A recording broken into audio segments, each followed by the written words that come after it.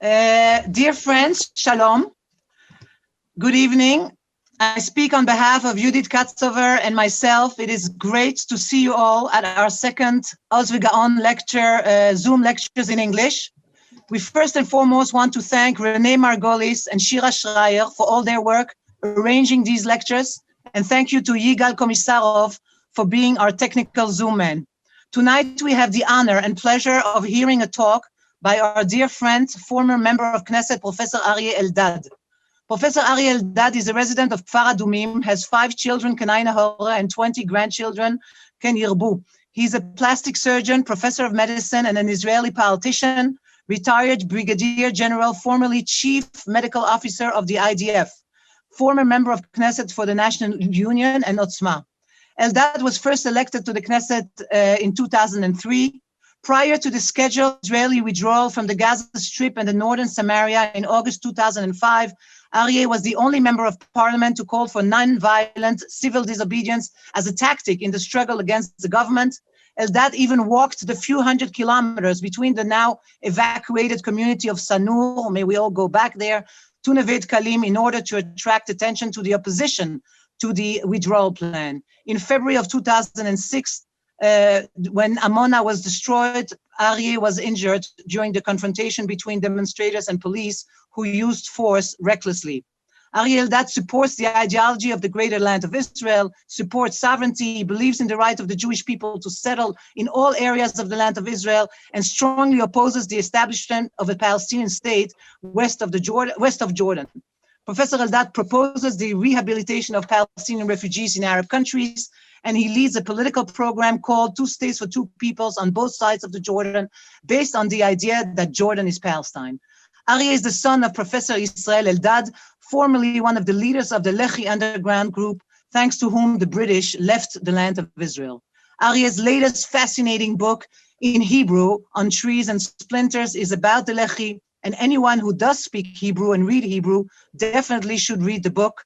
Arieh will give a Hebrew lecture on the book on March 14.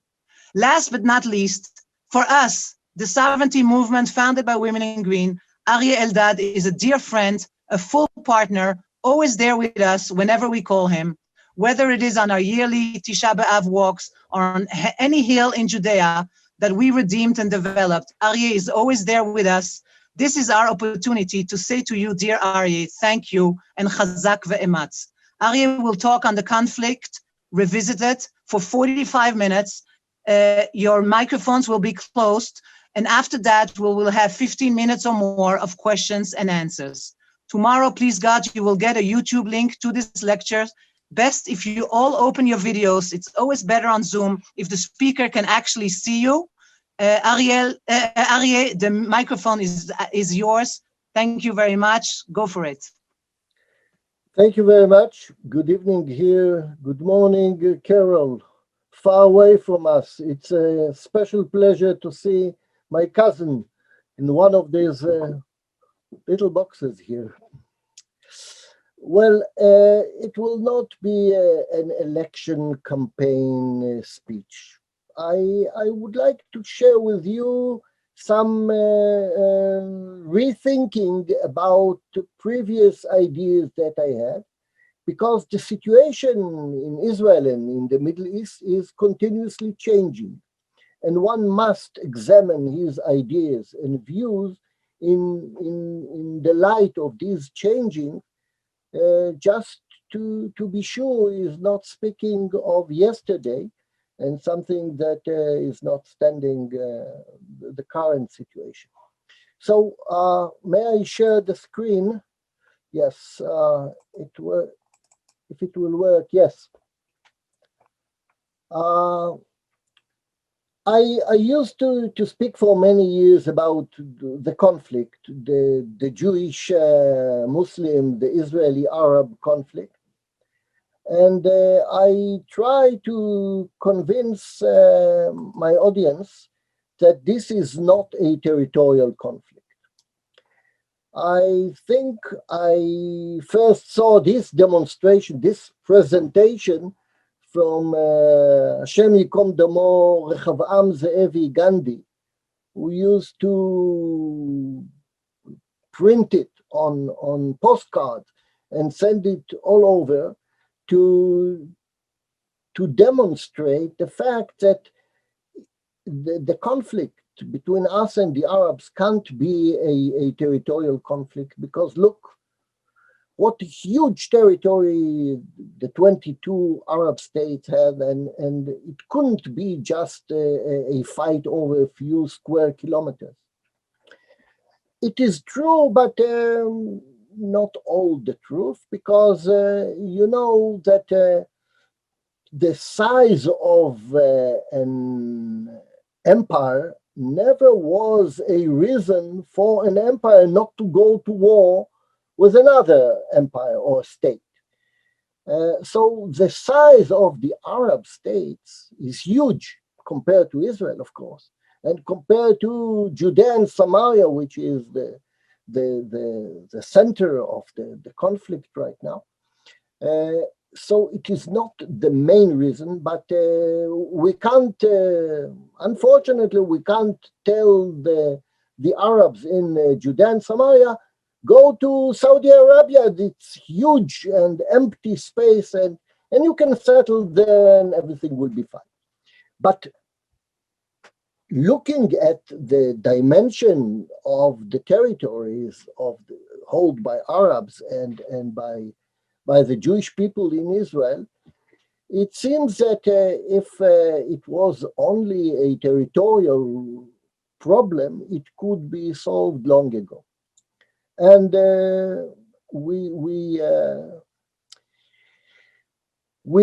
looked at the problem of the conflict as a territorial conflict because for many years we were brainwashed to believe that if we will just be more creative and think of a new and brave formula how to divide the land between us and the Arabs, we will have peace.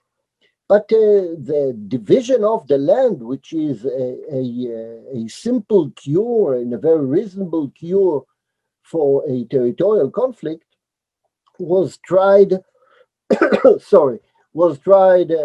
many times, starting at 1922 with the White Book of Churchill that divided Palestine, the British mandate over Palestine, and gave 3/4 to the Arabs, to the Hashemite Emirate of Transjordan, later the Hashemite Kingdom of Jordan, and it didn't solve the problem. And followed by any wave of riots created by the Arabs, there was another committee came to Israel and suggested new division of the land, new formula, the Peel Committee and others, who advocated further division of what we've left with, and it didn't help. It didn't prevent the war. And the 1947. Today we mentioned we are on November 29th, the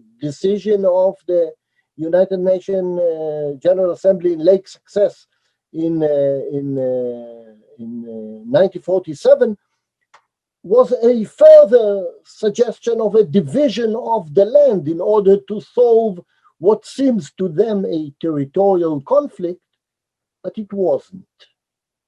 So, fortunately, the Arab didn't accept the map that the UN advocated in 73 years ago, exactly today, and we were forced to go to the War of Independence, and we enlarged our borders, and 19 years later, in the 6 Days War, we reached the Jordan and the whole Sinai Peninsula and the Golan Heights. But the conflict, of course, wasn't solved. So I try to analyze what's the nature of this conflict. And I thought, if it is not a territorial conflict, because all the further attempts to have a formula to divide the land didn't help, didn't cure the disease, it must be a different disease. Therefore, all the territorial suggestion didn't cure it. So I thought maybe it's a religious conflict, a war of religion. And if it is a war of religion, it's bad news, because this war never ends. We are well aware of the wars between the Muslims and Christians, and among Christians themselves, between Catholic and Protestant, and the wars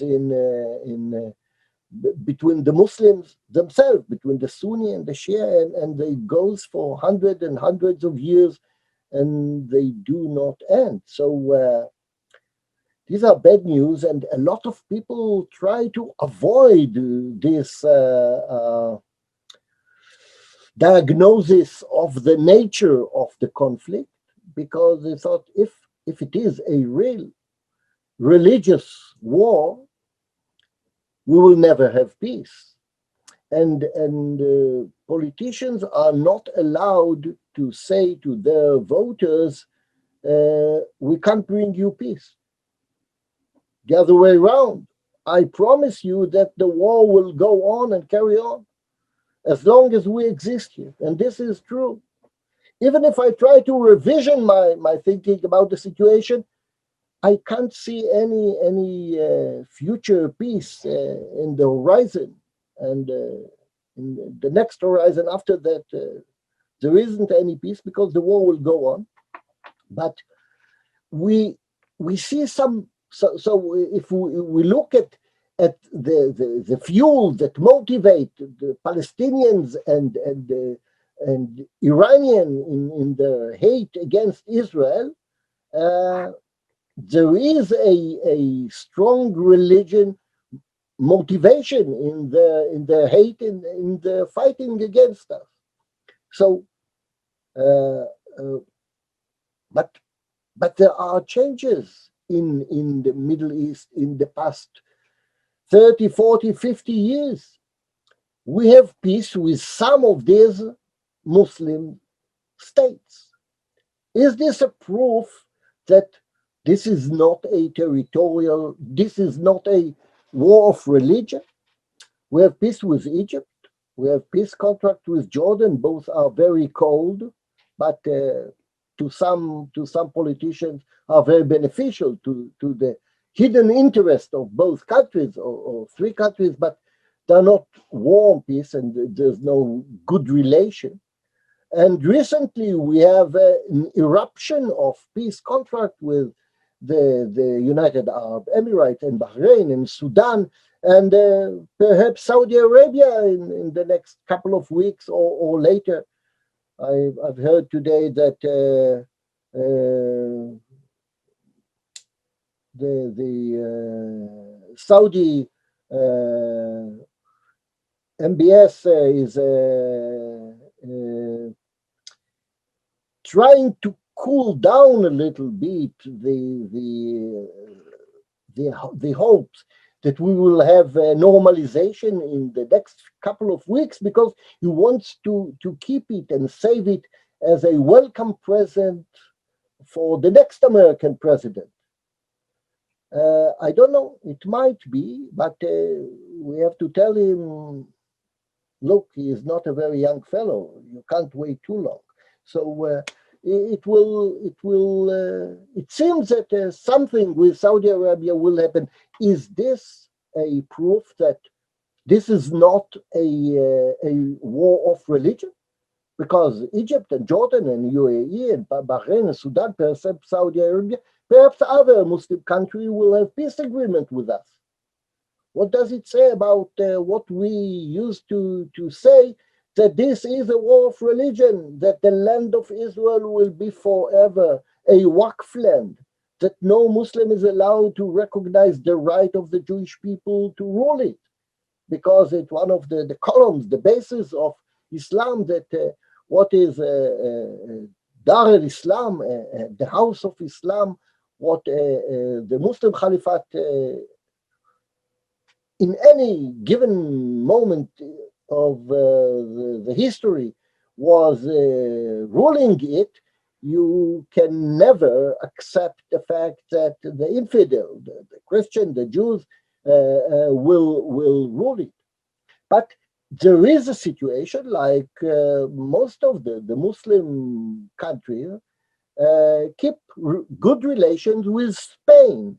That was a Waqf land at the same religious situation as the land of Israel for them, because once they ruled it until the 14th century, the beginning of the 15th century, and therefore they are obliged to go and do a jihad and to take Spain, and they don't have any good attention to do it. So can we reach with the Muslim countries the same state that Spain reached with them? Well, okay, once in history you ruled it, but that is gone long ago, and now you have to accept that other people are in charge. It seems that this is the situation for some of the Arab states. Of course, until now, mostly Muslim Sunni states, but in Bahrain, the majority are Shiite and only the leadership is Sunni. But it seems that we can reach such a agreement that they accept us as what we are without going into much details about the nature of the state of Israel as a Jewish state. We didn't demand it from them, and they didn't insist of going into the issue.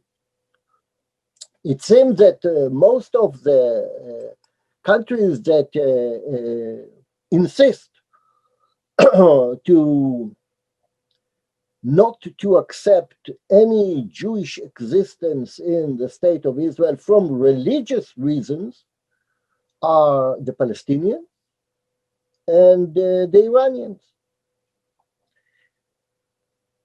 Even among the Palestinians, there are people that the Israeli left hoped for long ago that they are secular Palestinians.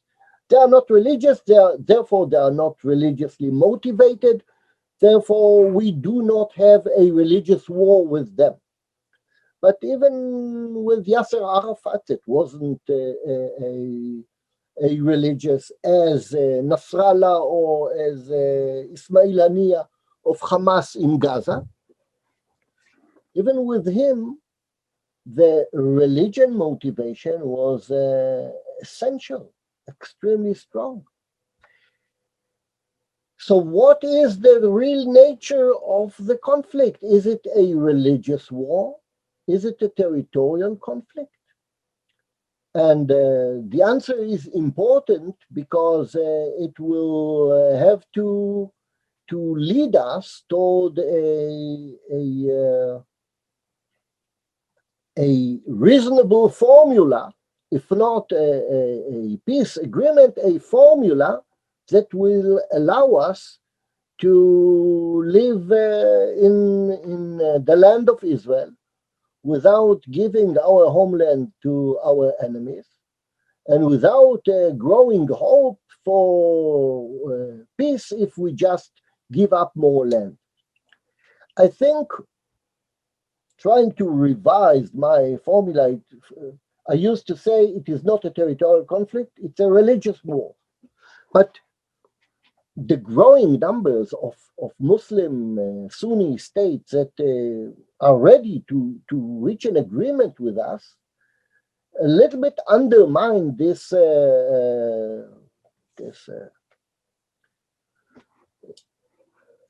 saying that this is a religious war, full stop. For many Muslims, they do not care. And for many Muslims, this is still a religious war. But I've learned history, and I've learned that it doesn't take the whole nation to go to war. Sometimes it's enough that there's a small group of highly motivated, ideologically motivated group of people. And if they reach power, or if they are in charge, they will mobilize their people in the name of religion to reach their political ambitions. Look at Hizbulla and Hamas. They are not the majority. Hizbulla are not the majority in Lebanon. But they get enough motivation, finance, training, ammunition, rockets, technology from Iran. They are Shiite. They are highly religiously motivated. Their political goal is to control Lebanon. The war against Israel is their tool to mobilize their people, because it takes only a couple of thousands religiously believing leaders in this group to mobilize the hundreds of thousands in the south of Lebanon to become a well-organized army, well-trained, well-equipped, and to become a military threat against Israel, being a proxy of Iran. And with Hamas, it's the same. A lot of people will say Hamas will have the majority among the Palestinian in Judea and Samaria and Gaza. They had an election 15 years ago or so, and Hamas supported got the majority. Other people said, yes, but they are not real Hamas. They were just against Arafat. So they voted Hamas. I couldn't care less. Because what really important for us is the fact that Hamas want to destroy us. Hamas is strong in Gaza. They will take over Judea and Samaria as soon as they will have free elections there. So we will have, it doesn't really matter if there are 2 million or 3 million silent majority that wants to live in peace with Israel. The leadership that motivate them and take enough. It's enough to take tens of thousands of people to train them as soldiers and to equip them with Kalashnikov and missiles to be in a state of war with Israel. And the religious motivation is used by their leaders as a political tool. So I think we have to understand that the conflict is not a territorial conflict, but we fight over any hill and every house and every tree. It has a territorial symptoms of this disease. It is not a pure religious war, but the religion is the fuel to mobilize hundreds of thousands of people who will ready to sacrifice their life in the war against Israel. So they believe they are going to a religious war, holy war, jihad against Israel, even though the people who really think of it and decide upon the war, both in Iran and in Hizbulla and in Gaza, have their political interest in the conflict. They use the conflict as a tool to be and stay in power, and they use the religious feeling about among the Muslims to mobilize them against Israel, and this will not going to disappear. So right now there's seems to be a movement among some Sunnis, Muslim state, to reach an agreement with Israel, to be our friends, to share their interests, because they are afraid of Iran, of course, not because they like us so much, but they understand that we are good partners in the war against Iran. More so after last Friday evening.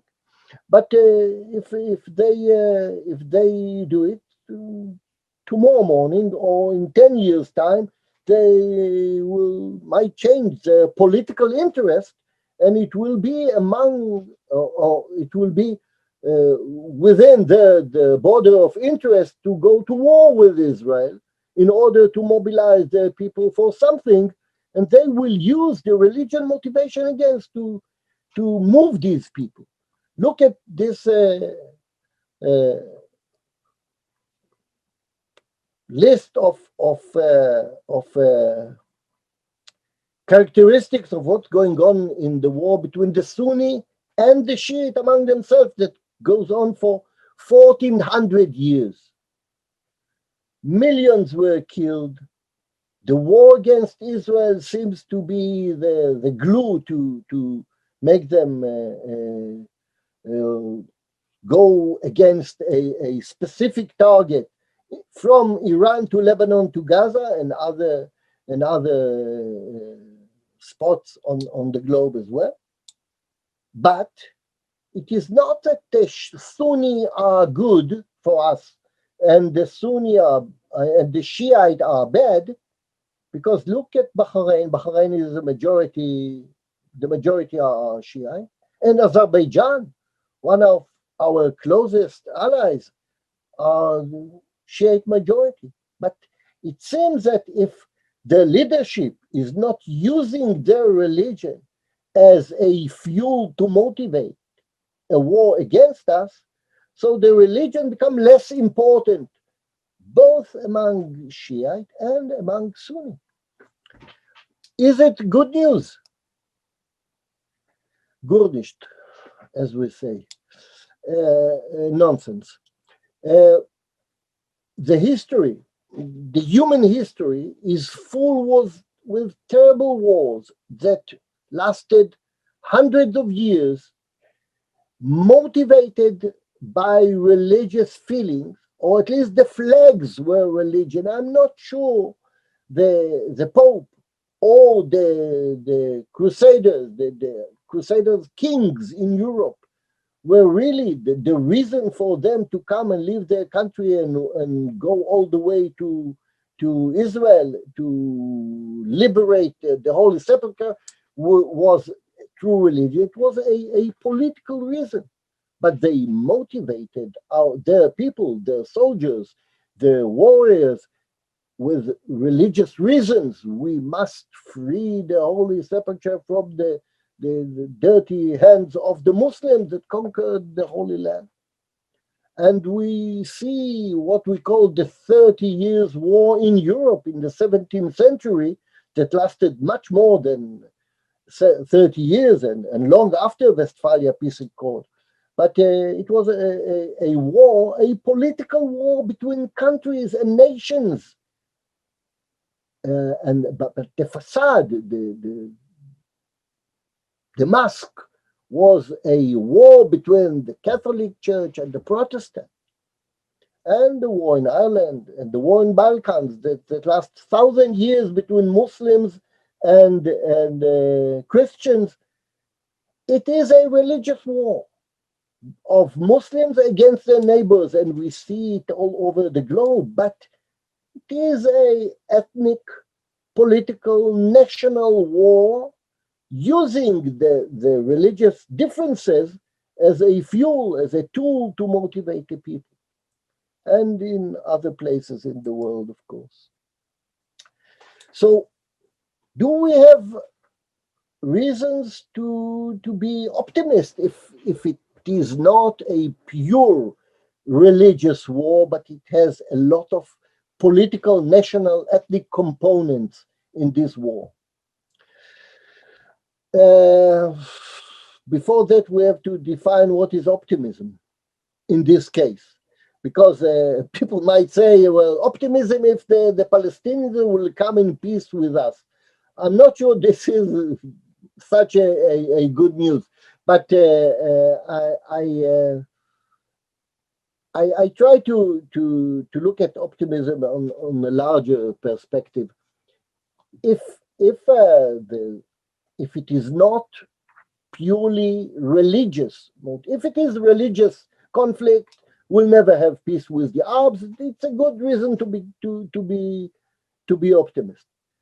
But if it is not a pure religious conflict, tomorrow morning we might have a Palestinian Authority that will come in agreement with the Hamas, and they will say, okay, we don't want anything more. We will settle for 67 borders, and we will recognize Israel as a Jewish state. Everything you want, no refugees, nothing. That's a reason to be afraid. Is there any such risk in the near horizon in the future? Well, no. Why not? The Palestinians are Sunni, so we might think maybe they are what we so-called moderate Muslims compared with the Shia. But we have to remember that there is no Palestinian nation, and that's a problem. Because if you are trying to reach an agreement with Egypt, Egypt is a nation, and they have their own interest, and they have their own definition, they have history and culture, things that defines them as a nation. The Palestinians have none. They speak Arabic, they are Muslim as the rest, no cultural characteristics. There's only one thing that defines them, that differentiates them between all the other Arabs. That's what they call their narrative, the 100 years of war against us. That's what makes them a different group among the other Arabs.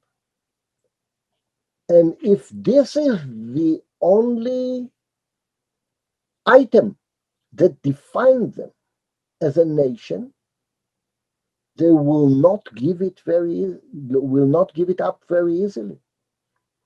Because the only reason to recognize them as a nation and to accept the legitimate right of the Palestinian people is if we accept the fact that they are a real nation, a real people.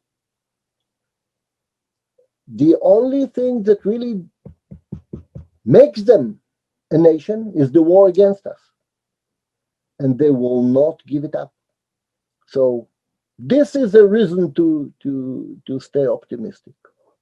And I can't see the near future in the horizon any agreement between Hamas and the PLO.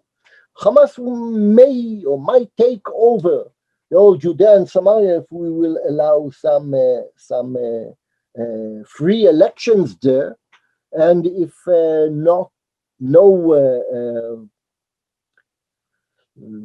natural leader will replace Abu Mazen soon, and he is fading away.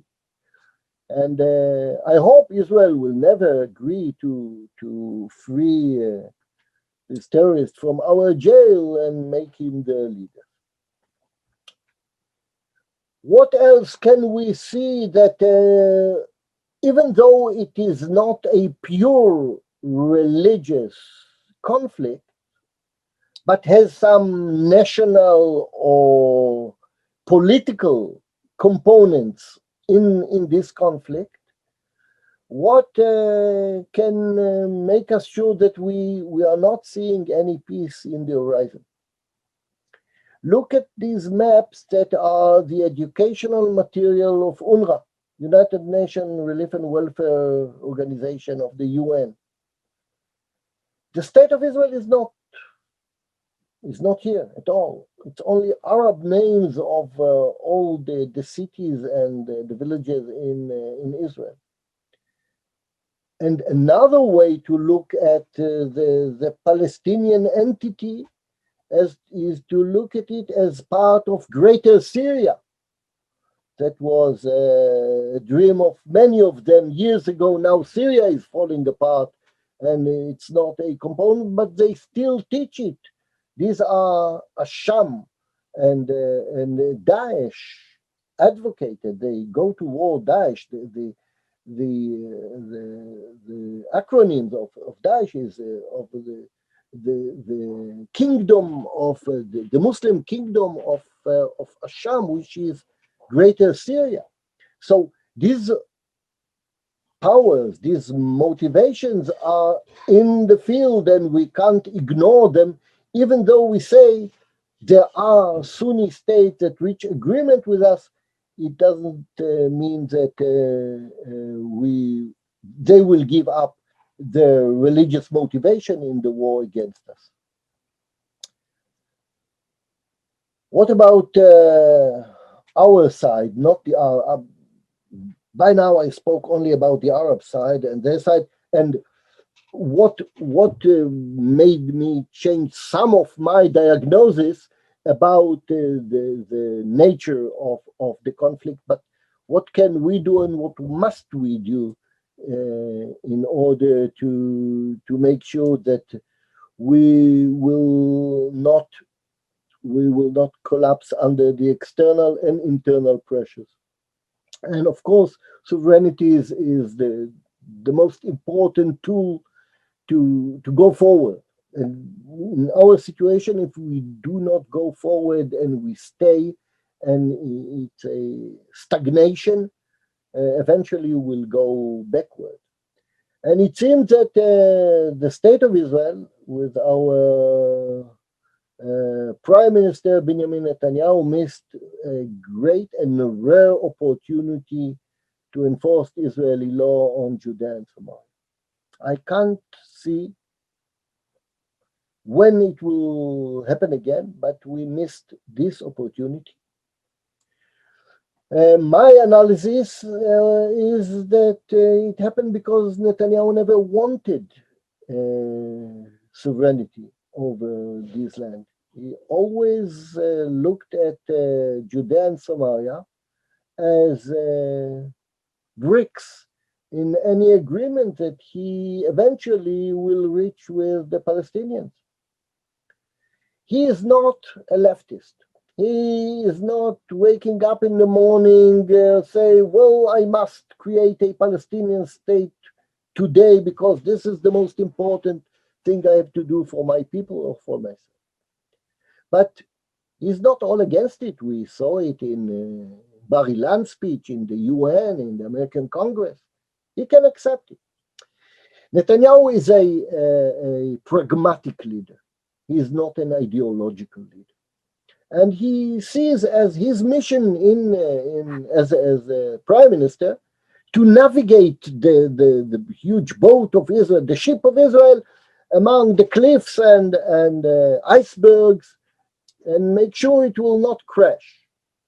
But I can't see any harbor that he's sailing to. I can't see any ideological goal that he's navigating. So therefore, if he was offered a bargain, you will have a peace agreement with the United Arab Emirates and Bahrain, or a sovereignty over 30% of Judea and Samaria. It wasn't a very difficult question for him. He never wanted this sovereignty, therefore he didn't enforce it. He didn't want to build in Judea and Samaria, therefore he's not building, not even in Jerusalem, that you have to force him before the elections to give some promise that he will build something. Eventually, it will take many, many, many years until he is doing something. And even then, only when he is cornered. But if we had a strong right-wing opposition to Netanyahu, he would have to give his share in order not to lose his base. If Yamina was fighting today on the issue of sovereignty, Netanyahu would have to go and line up with them. But Yamina is a very, very small party in the parliament right now, with huge expectations in the polls. They reach fantastic, unbelievable results in the polls. But the sad truth is that they reached these results only when they abandoned the issues of the whole land of Israel, and they concentrated, Naftali Bennett concentrated on the issue of the corona, the crisis of the corona. If it's not a corona, it's not interesting. He used to repeat again and again and again. So Netanyahu look at the situation and say, okay, we'll have to deal with the corona, but I have nothing to prick me from right, because I'm not faithful enough to the land of Israel, and I'm not imposing the Israeli law on Judea and Samaria. So it's an absurd situation. The power of Bennett came to him, at least in the polls, only when he abandoned the issues of the land of Israel. If he will become Bezalel Smotrich, he will remain a small party. And that's a long-standing argument. I used to argue or to debate about it with Moshe Feiglin, who came to me when I still was a surgeon in Hadassah Hospital, and told me, come with me, we'll take over Likud. I told him, I accept your strategy, I accept your ideology, I accept your political ideas about the land of Israel and the state of Israel, but once you will take over Likud, some will, Gidon Sa'ar or any other politician will stand up and say, aliens took over Likud, I am the true Likud, he is extreme. So it's a real dilemma. Whether you want to present or represent a ideological truth in the parliament and settle for a very small political power, or give up your ideology and embark upon subjects that most of the people are interested in, as the economical problem, as the health situation, as the employment.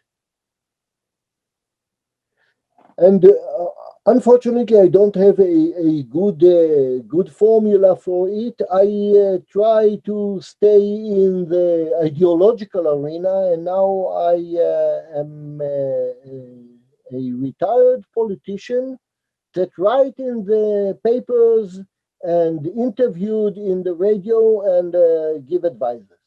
But if I wasn't like that, you wouldn't call me to talk to you. Do we have in this situation where Yamina is not going to be the enzyme that will accelerate Netanyahu toward the right, or toward the dealing with sovereignty issues? Do we need a party right to Yamina that will move Yamina a little bit to the right? Well, we tried it with Otzma. I failed. The attempt that followed us with Michael Ben-Ari also failed. I can't see it.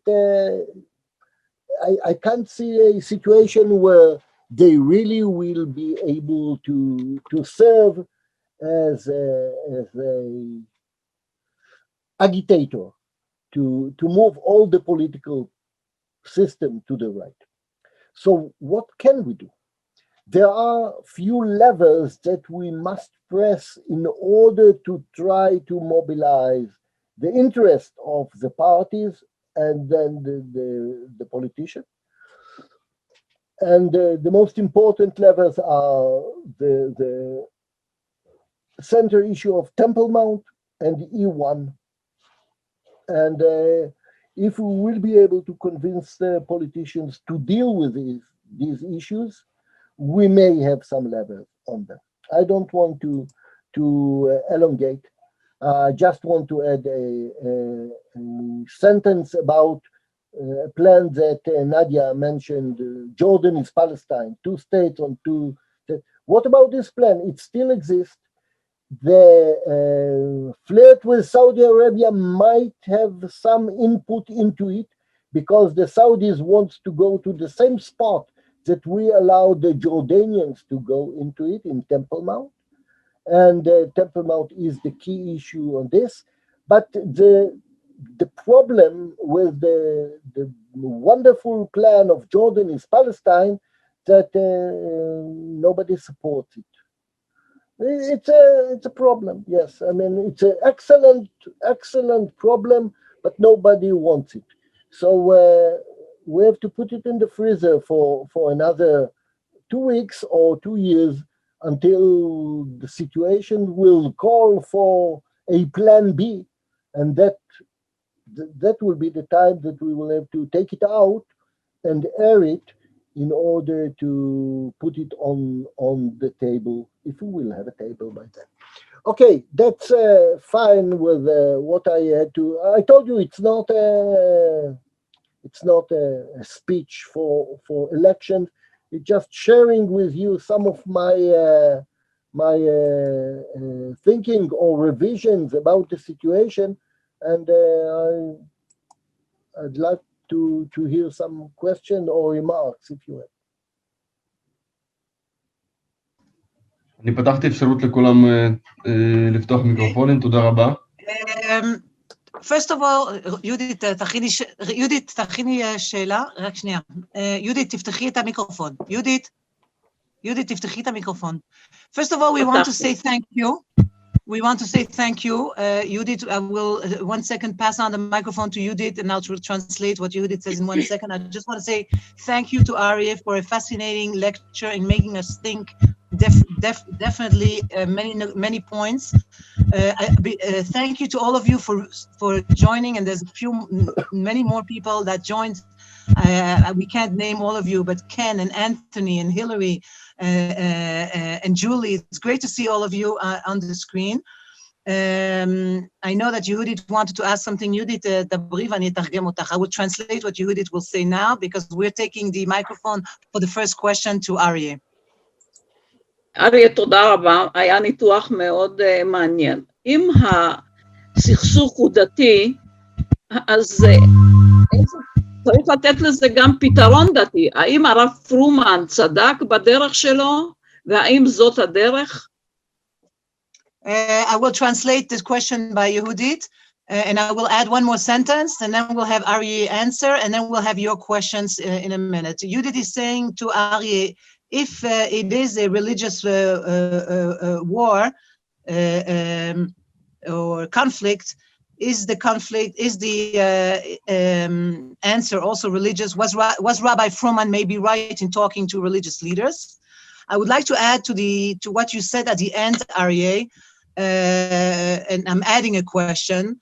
We at the sovereignty movement, we refuse to put sovereignty in the freezer. In fact, we're coming up with something in a few days, which we're going to announce very soon. But we think that even in the next 2 months, before the Biden government comes into power, we think that we can still promote at least sovereignty over the Jordan Valley under the slogan, the Jordan Valley first. But the main question that people are asking us, whenever we give a talk about sovereignty, is what can be done with the 1.8 million Arabs in Judea and Samaria? And we dafka thought to revive out of the freezer your plan and this Benny Alon's plan of giving citizenship, Jordanian citizenship, that is what you are talking about, to the Arabs of Judea and Samaria. And we thought that we should expand the idea, not only Jordanian citizenship, but if already we're making peace or agreements with Arab countries in the Middle East, the Emirates, Saudi, etc., why shouldn't we promote a plan that says, you want peace with us, Israel, you want to enjoy our medicine and agriculture, etc., you have to give to such and such, to X amount of Arabs of Judea and Samaria, citizenship, and thus we will be able to put sovereignty over Judea and Samaria, and finally answer the question, what citizenship will we give to those who want, Palestinian, Saudi, Emirati, etc. So if you can relate to those two questions, and then we will open it to the public too. About the idea of giving the solution of a religious war to the religious leaders. Unfortunately, it never helped. Religious leaders were able to negotiate and reach some agreements only after the wars, the actual fighting in the battlefield were settled, and generations passed away. And after that, some religious leaders said, well, it is not such a big problem. I think it's not the fact that we do not have enough Shiite imams and Sunni muftis to negotiate with each other. It is because the political reasons of Iran to go on to become an empire, to take over Iraq and Syria. It's not the question of who killed the real Caliph at the 4th century, Ali. It is a historic problem, but I can't see that this is the real issue among them. And if the Sunni will agree that Ali was the real Caliph, then the whole situation will be over and we will have no wars. So it is quite naive hope that if we will let the rabbis and the imams talk, they will reach a peace agreement about the land of Israel. Well, if it was a common desire among both sides to reach peace agreement, it could happen. But in that case, we wouldn't need the rabbis to do that. Some second-grade politicians could do it as well.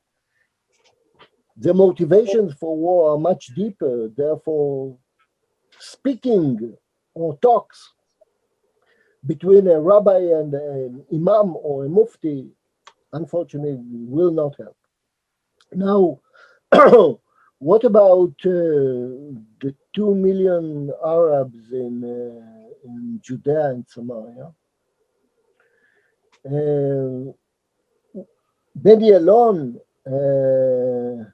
and Gandhi and others and myself suggested that they will be able to take a Jordanian Palestinian citizenship.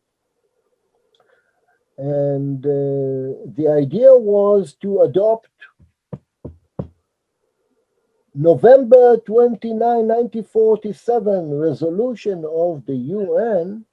And I remember the formula that the United Nations Special Committee on Palestine, UNSCO, in August 47, embarked upon, which was a differentiation between citizenship and residency.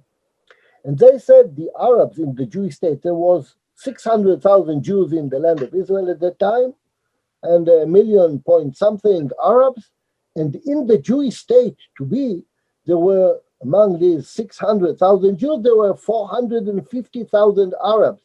And the UNSCOP that wrote the draft for the 181 resolution of the UN understood that no Jewish state can last with such a huge hostile minority.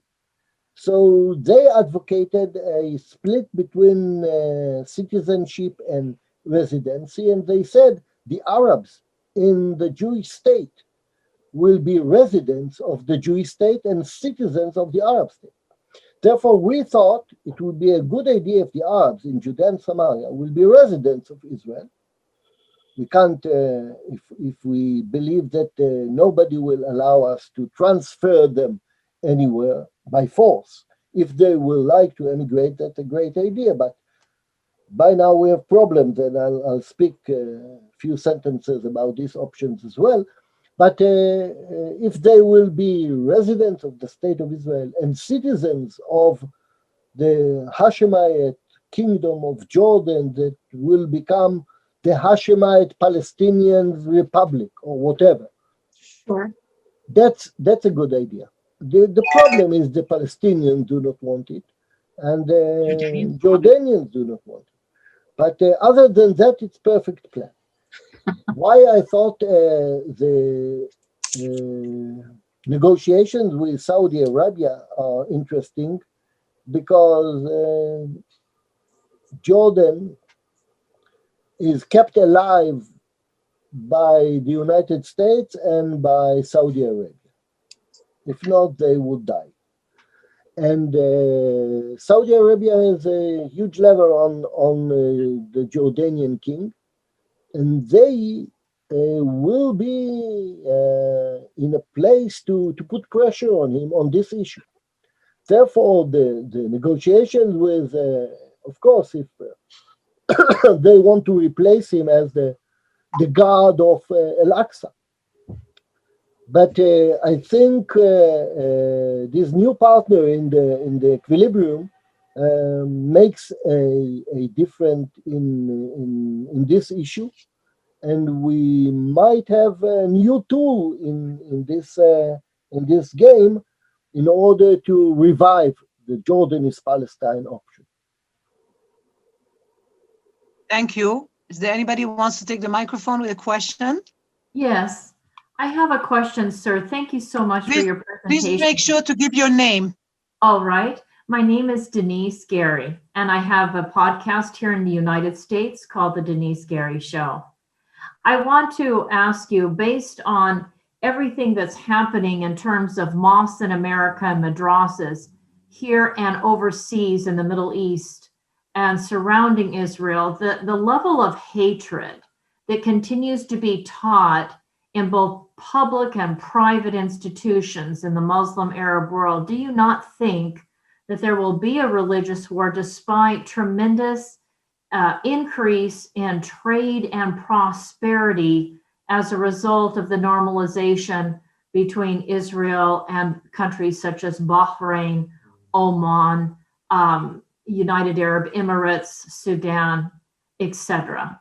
Do you not see a war coming forward when Israel is no longer needed in the battle against Iran? I can't see a war that happens, but I expect it every moment. I mean, it's not something that all the experts will never be able to forecast. But 10 years ago, we didn't expect ISIS, which was a pure religious war that suddenly changed the map and collapsed. So in any crisis, the religious motivation or the ability to mobilize people on the background of their beliefs is on the table, and people will use it. Leaders will use it and reuse it again and again. They did it all over history. There isn't a reason why they wouldn't do it again. So even though I think the pure motivation will be their ambition for power and to enlarge their state or control larger areas, they will use religion, and we will have a religious war. Religiously motivated people will fight against us. Might happen every day, yes. The Palestinians, many of them joined ISIS that are in the Gaza and in Jordan, and of course have supported Iran. And these are Sunni Muslim Arabs who self-identify as Palestinians, embraced the ISIS movement or the Islamic State or Daesh or ISIL, whatever you want to label them. But I think we have to look seriously at that to know that there are that many Palestinians that would join ISIS and a potential war going forward. There were Palestinians who joined ISIS, even Arab Israelis who joined, but it's not a large scope problem. There were a couple of thousands that joined ISIS among the Palestinians at large. those from Syria, from Lebanon, from Israel, from Jordan. It wasn't a huge problem, but yes, there will be people like that will join ISIS, certainly, or other You just extreme needed or 2,000 fanatic Muslim Wait, movement. Denise will let the floor now to other questions. By the way, you should know that there's also Arabs from Judea and Samaria who want to join the sovereignty movement. They're very much against the Palestinian state, and they want to live, and they prefer, as Bassem Eid told us, he lives in Jericho, or Sheikh Tamimi, or Sheikh Jabri from Hebron, Tamimi is from Ramallah. They're all saying that they prefer to have residency under Israeli sovereignty rather than a Palestinian citizenship in a Palestinian corrupt state, which they don't want to exist. As we know, the Arabs don't even want a Palestinian state. But let's give the microphone. Thank you, Denise. And let's give the microphone to somebody else. Anybody else wants to ask a question? Can I ask something, Nadia? Yeah, Gemma, go for it. Arieh, it's Gemma here. Thank you very much. Can I just be clear? Because I've got something which I thought was something we really haven't heard before, which is that the religious issue is used to create an issue. In other words, it doesn't matter whether it's Muslim or Christian or whatever, but it's used to stir up the people, to organize them. And I thought your best example was the whole point of why they're wanting to take over Lebanon and how they're doing it. And I just want to be clear that I've understood it. Lebanon is it's such a complicated state that any attempt to diagnose the situation by simple sentence that will say this is a religious problem or ethnic problem in Lebanon, it's a terrible mixture of Maronic Christians and Sunni and Shiite and Palestinians and Syrians, and who are the Lebanese? Nobody knows what the Lebanese. In Czechoslovakia, my father used to say there are Czechs and Slovaks, and who are the Czechoslovakians? The Jews, of course. But we don't have so many Jews in Lebanon right now to blame them. The fact that so many people are involved in the issues in Lebanon makes it almost impossible to diagnose the nature of the conflict.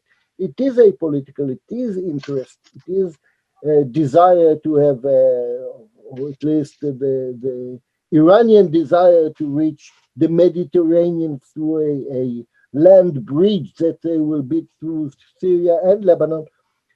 So it's using religion to control. Yes. That's the shorthand for it. Control and to flare up the conflict. Yeah. Oh, very interesting. I think, Arieh, we will finish now. Yehudit, יש עוד משהו שאת רוצה להגיד? And I have a question. oh, you have another question? So that will be our last question. One more question, and then we'll ask Arieh if he allows us to give the email. Anybody who wants to be in touch with Arieh can, if you agree, Arieh, to give your email, or you can email us at ribonut@gmail.com, and we will forward the question to Arieh, ribonut@gmail.com. Who has one more question, and then Yehudit will summarize. It's Rivka Esther. Yes. Thank you so much.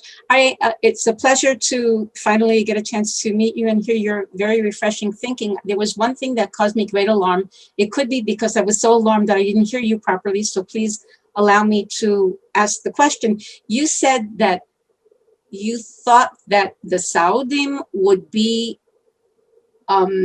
able to be tempted by the Temple Mount. My sense of Ribonut is so I wasn't sure what you meant in terms of allowing the Saudim anything on Temple Mount. I meant that the conflict between the House of Saud and the Hashemite family is about 1400 years old conflict.